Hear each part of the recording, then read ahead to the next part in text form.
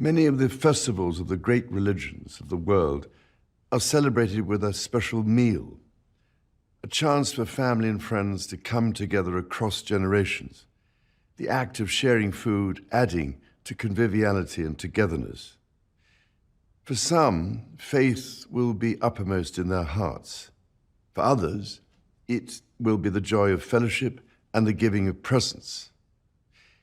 It is also a time when we remember those who are no longer with us and think also of those whose work of caring for others continues, even on this special day. This care and compassion we show to others is one of the themes of the Christmas story, especially when Mary and Joseph were offered shelter in their hour of need by strangers as they waited for Jesus to be born.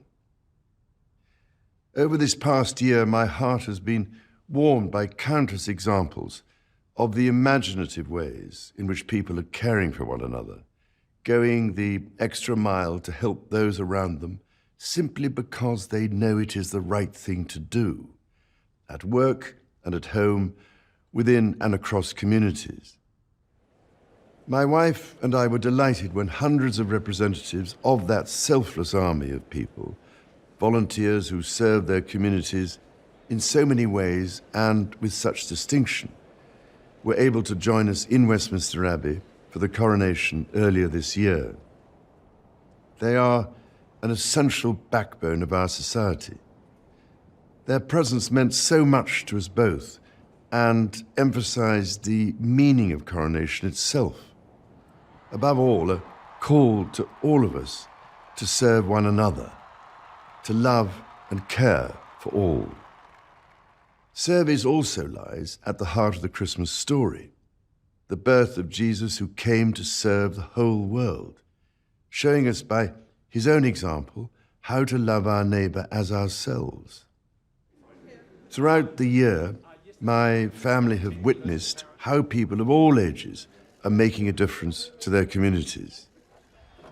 This is all the more important at a time of real hardship for many, when we need to build on existing ways to support others less fortunate than ourselves. Because out of God's providence, we are blessed with much, and it is incumbent on us to use this wisely. However, service to others is but one way of honoring the whole of creation, which, after all, is a manifestation of the divine. This is a belief shared by all religions. To care for this creation is a responsibility owned by people of all faiths and of none. We care for the earth for the sake of our children's children. During my lifetime, I've been so pleased to see a growing awareness of how we must protect the earth and our natural world as the one home which we all share. I find great inspiration now from the way so many people recognize this, as does the Christmas story, which tells us that angels brought the message of hope first to shepherds.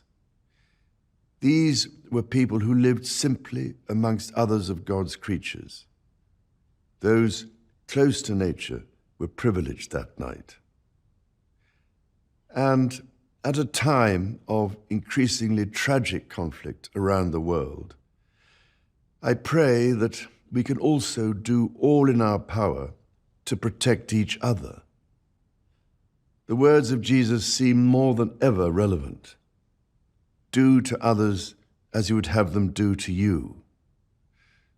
Such values are universal, drawing together our Abrahamic family of religions and other belief systems across the Commonwealth and wider world.